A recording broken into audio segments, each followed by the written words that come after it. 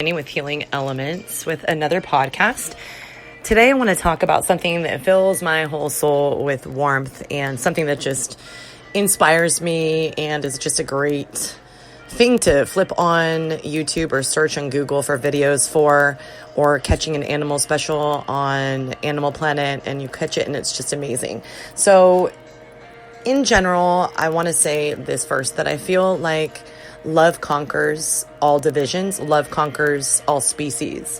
I feel that we have a lot to learn from these stories we see of unlikely animal friends, bonds perhaps between predator and prey, and just the ability for all creatures, all souls, animals, human beings, otherwise, to bond and have the natural inclination and desire to love and to be loved, even if that means finding their own version of love outside their species.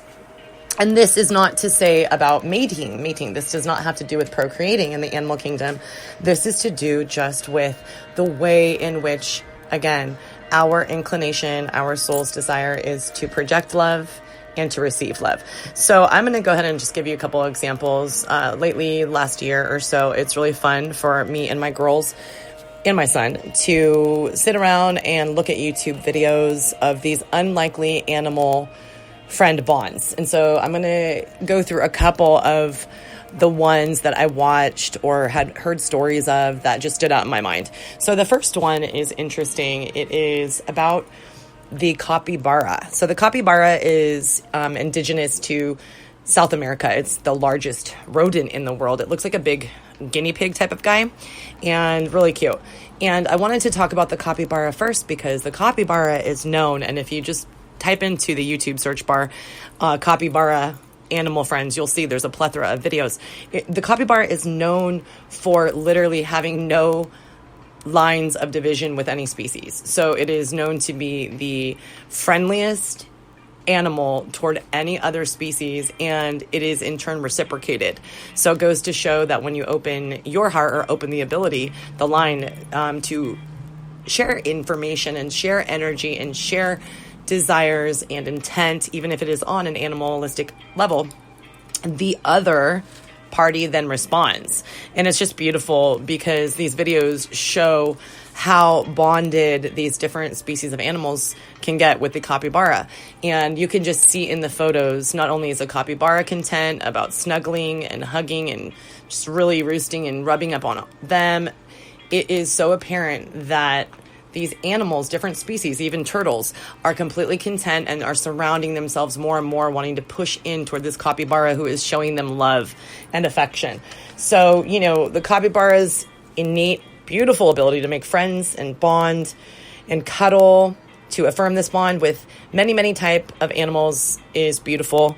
I'll list a few. They have been known to take bonds up with turtles, like a whole bunch of them will group around the Copybara, ducks, birds of any kind, actually, small birds, large birds, finches, cranes, hawks. And I mean, when they bond, you can see that these birds are literally standing right on the Copybara's back. Copybara happy as ever to have that. And they look both so content, no anxiety whatsoever. So the prey and predator type of relationship seems to go away, or at least in this situation, the Copybara often shows no fear, even though they're the prey animals, the natural prey of the crocodile. They literally will have no anxiety or fear, and often are found resting on the riverbanks alongside crocodiles and don't have any fathom of being nervous whatsoever. And people say, well, what is this? Is it just that the Copybara is a little bit naive or dim or unintelligent? No, Copybara is extremely bright, extremely intelligent. I feel that this is an empathic ability. This is something of the pineal gland, probably. This is the ability to project love. And it just, if anyone was the hippie of the animal kingdom, I want to say, I love you, Copybara, and I will be friends with you any day. So the list goes on. Turtles, ducks, cats, bunnies, squirrel monkeys, different other kind of species of monkeys, puppies, dogs, even rats, all kind of different species bond up with this Copybara. So A couple of the other examples that just thrill me, I have seen throughout the years. There is one in particular video, a series of videos actually, and it is amazing, mind-blowing. It is a lioness, and, the lioness is in the savannah. She is all alone. And so I think the story leads up that her cub, she had passed away like a year before. So when this filming took place, the people were just awestruck. The lioness found an abandoned and lost orphaned little oryx. It's like the, elk, like a deer of the African savannah. So it was so small, and the lioness literally took this oryx under her wing, groomed it, got, preparations to take it down to the water hole for it to drink, snuggled with it, was really, really, really, as if it was her own cub, directing with her body language, never showing any kind of aggression, and even left this baby oryx for the 2-week period that it was with her to even go hunt something else, right? Probably another baby oryx, who knows? I don't know. And eat and then come back. And the only reason why this baby oryx and her had to stop their bond is because a male rogue lion came and had the poor oryx for lunch. So that was just beautiful. The video was extremely emotional. I would recommend searching out on YouTube. It's just beautiful, honestly, to see the love shared between the both of them. And clearly it is a predator and prey relationship. There's another really cool kind of example I wanted to give. It's a video. I posted a snippet of it on my Instagram about a month ago, and it is beautiful and proves this, notion completely factual.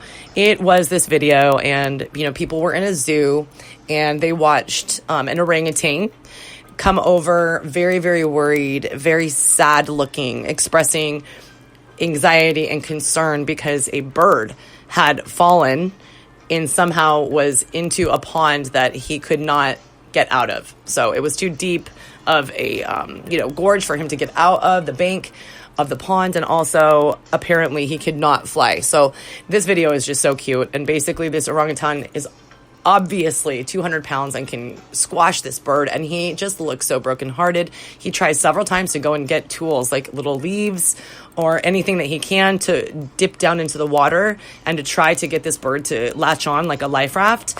It is adorable, and it ends in the most magnificent way. It is so spectacular. The orangutan rescues the bird, gently picks it up by the tip of its wing, takes it over, dries it off, and then starts stroking the bird and petting the bird and going, wake up, tipping his little head, the bird's head, and just so happy. You can see the orangutan just so relieved that this bird is out of peril. So if that's not a testament to breaking the bonds or lines between species or, races or anything like that, to show love, compassion, and care giving for another, I don't know what is. It was just gorgeous example. There's also, of course, countless examples of, animals of any species, actually, and people and animals of any species bonding. There is endless stories, but one in particular that I think stands out to me and is just amazing is a video. I'm sure you may have seen it. It went viral 10 years ago, like a while back, and it was caught by a outside security camera on a home. And basically this toddler, about 2 or 3 years old, is on his little toddler tricycle in his own driveway, and he's just scooting down, and all of a sudden you see a very massive, large breed dog, I think it was a pit bull, come right into the garage, the area, and take the baby down and viciously start biting and attacking. And then you see, like in a blink of an eye, a blast of lightning, their family cat, this toddler had a family cat since he was born. I mean, they were bonded. It was part of the family. Cat really literally puts the Mike Tyson on this dog, runs quickly, aggressively, assertively, as if showing, I don't have any fear because I'm protecting who I love, and you need to get the F back, right? Came charging out, charged at the dog, attacked at the dog, and even when the mom ran out at this point to grab the little baby because he was hurt, did have to have stitches, the cat then is still whipping on the dog to the point where it is chasing the dog back to the dog's home. So obviously that goes, a long way in saying that, when people bond with house pets or animals of any kind, in this case, this family explains that they have always, treated their cats like another kid, and they had the cat before when they had no kids and they had their son. And so this cat thought that, from the moment they brought this child home, that it was Grandpa Kitty to this person, and showed many, many signs of protection and adoration and utter love. And it just really saved the boy's life, ended up saving the boy's life, this kind of bonding love. So that's that example.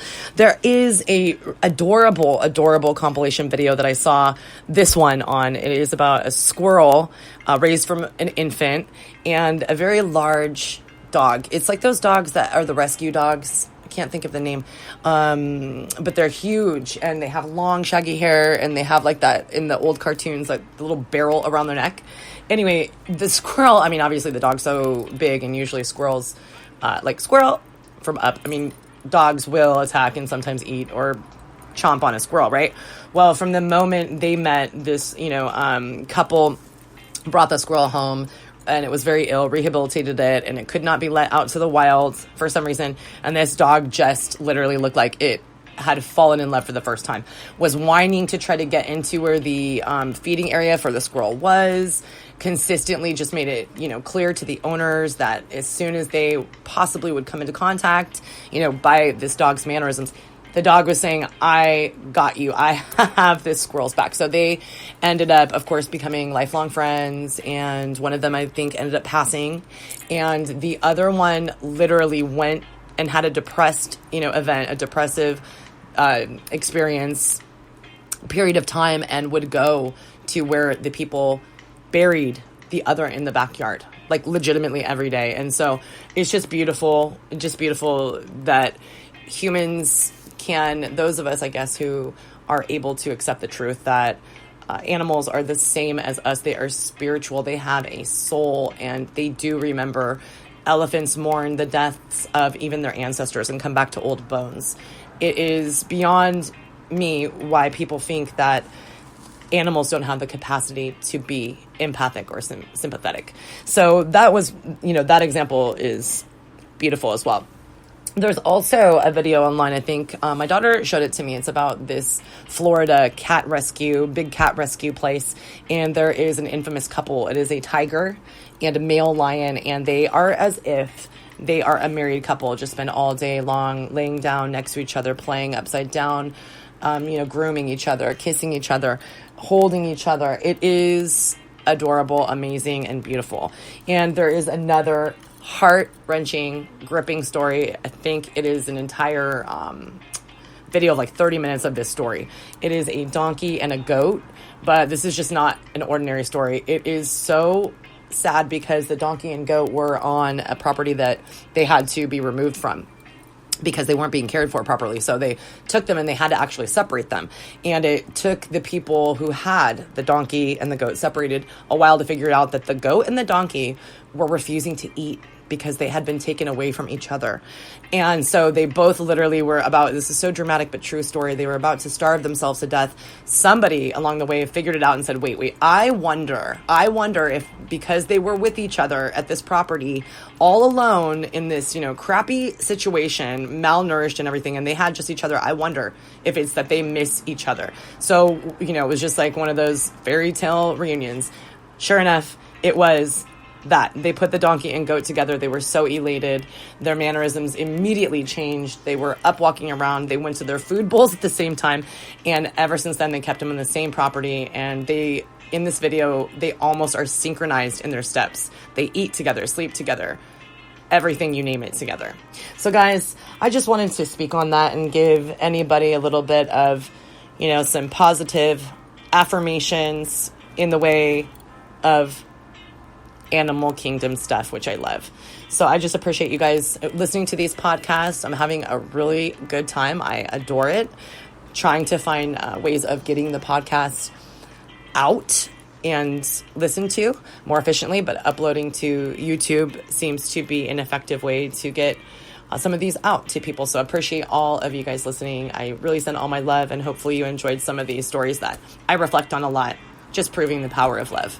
Blessings, love, and light, guys, for a great weekend. Bye-bye now.